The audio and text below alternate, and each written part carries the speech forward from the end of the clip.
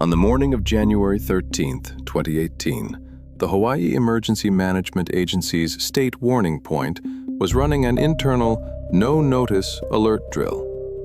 The drill was timed to coincide with a shift change at the moment a new team takes the watch.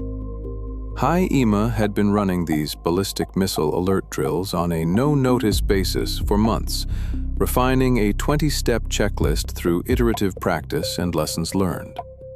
Each drill followed a fixed script. A warning officer simulating PACOM would place a call.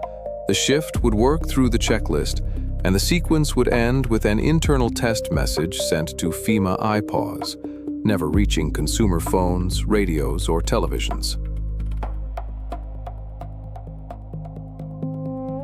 The drill's standard language was deliberate and bounded. The phrase, "exercise, exercise, exercise," at the beginning and end of the simulated PACOM message was the designated marker separating practice from reality. That morning, the midnight shift supervisor's recorded message broke from that convention, using the phrase, "This is not a drill," language drawn from a live ballistic missile alert, embedded within a recording that still opened and closed with the exercise designation. Procedure and deviation now occupied the same audio track, and the operators listening had to resolve the contradiction in real time. The Alert Sense software placed both real and test alert options inside the same drop-down menu, accessible through the same login credentials and the same interface. On that single screen, a listing for an internal test missile alert sat directly alongside the live missile alert option, visually indistinguishable in the list. To proceed, the operator clicked a button labeled Send Public Message, the same button used whether the intent was a drill or a genuine emergency broadcast. The industry had developed answers to exactly this problem. Separate login domains for live and test environments, color coding, watermarks, architectural separation that made the stakes of a selection visible before the selection was made. What the operator faced instead was a single, unified environment, where the gravity of a choice was encoded only in a handful of words inside a menu. Words that, in a moment of pressure, could be misread. When the warning officer clicked to send, the software displayed a single question. Are you sure that you want to send this alert? The same words, regardless of whether the transmission was a drill or a live emergency. The prompt showed no message text, no alert classification, and no indication of whether the officer was about to reach the public with a real warning or a routine test. The software also required no second credentialed operator to independently review and approve the transmission before it went out. The prompt did its job structurally. It paused the operator, presented a question, and waited for an answer. What it could not do was make that pause meaningful, because the answer required information the screen had not provided. During the drill, the shift supervisor drafted the simulated PACOM message, where standard exercise protocol called for the phrase, "exercise, exercise, exercise." The message instead read, "This is not a drill." That single departure from convention scrambled the semantic signal at the worst possible moment, the moment just before an operator had to decide what they were looking at. The language of emergency and the language of simulation had been made identical. The operator at the selection screen could read the words, but the words no longer reliably indicated which category of action was about to be taken. The drill that produced the false alert was conducted at shift change, the precise moment when accountability for executing checklist actions was least clear. The HIEMA report found that the ballistic missile alert checklist lacked sufficient detail, which allowed different shifts to interpret and execute its steps in significantly different ways. In that ambiguous moment, one shift arriving, another departing, the drill moved forward. The question of who was in charge had no clear answer. The drill was already in motion. Employee 3's simulated siren announcement had come through, and Employee 1 was at the terminal, logged in and ready to send.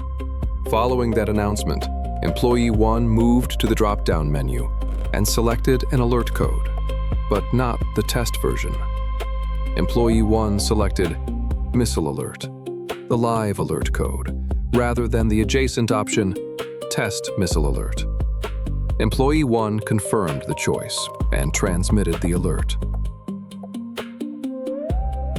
Without seeing the message content, and without the prompt distinguishing test from live, the officer pressing yes was verifying only intent, not accuracy, and not classification. At 8:07 in the morning, on January 13, 2018, a live ballistic missile alert was transmitted over both EAS and WEA. Within moments, the false alert was delivered to the public through the wireless emergency alert system and the emergency alert system simultaneously. Hundreds of thousands of Hawaiians received on their phones and through broadcast media a warning of an incoming ballistic missile, a message the operator had selected in error, and a system that had offered no moment of genuine review before sending it. Between 8 and 9 o'clock that Saturday morning, 911 call centers across Hawaii received approximately 7,755 calls. On a typical Saturday morning, those same centers handle somewhere between 250 and 350 calls in an hour. That is a surge of more than 22 times the expected volume. Every line, every operator, every queue overwhelmed at once. Of the 7,755 calls that came in, 2,660 went unanswered. Each unanswered call represents a person who reached for the one system designed to respond in a crisis and found it saturated beyond capacity.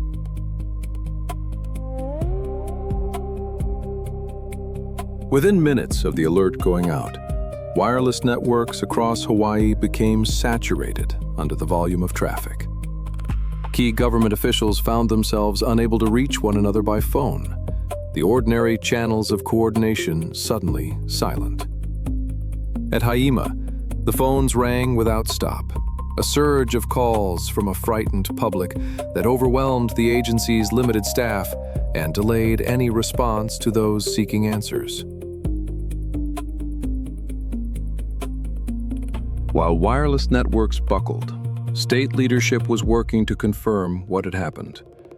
And the answer from Pacific Command came quickly. No missile had been launched. Getting that answer to the public would take longer. But the checklist operators worked from contained no procedure for what to do if a live alert went out by mistake. Officials began calling police departments and news organizations directly, working through contact lists by hand, because no written false alert protocol existed to tell them otherwise.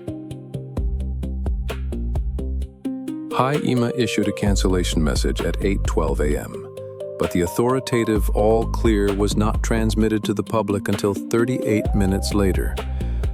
38 minutes is not an abstraction. It is the length of time residents endured without an official corrective statement.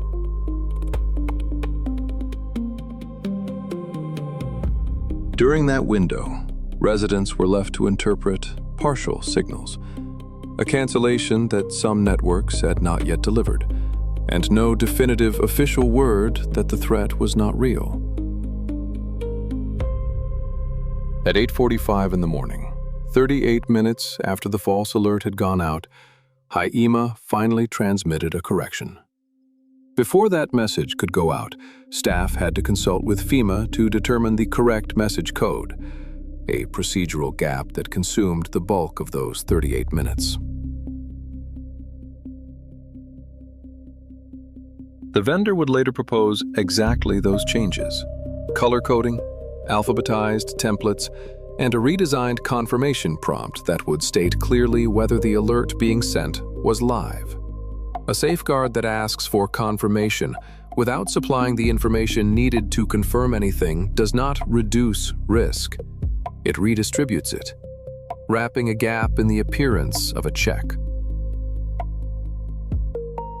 The formal investigation determined that insufficient management controls, poor computer software design, and human factors all contributed to the erroneous alert being transmitted and to the correction message being delayed. No single point of failure was responsible. The officer found a preponderance of evidence that the real-world alert issuance resulted from management controls that did not require a second operator, software design that obscured critical information at the moment of decision, and human factors rooted in shift confusion and procedure deviation. Each layer of the system, organizational, technical, and human, had a gap, and those gaps happened to line up.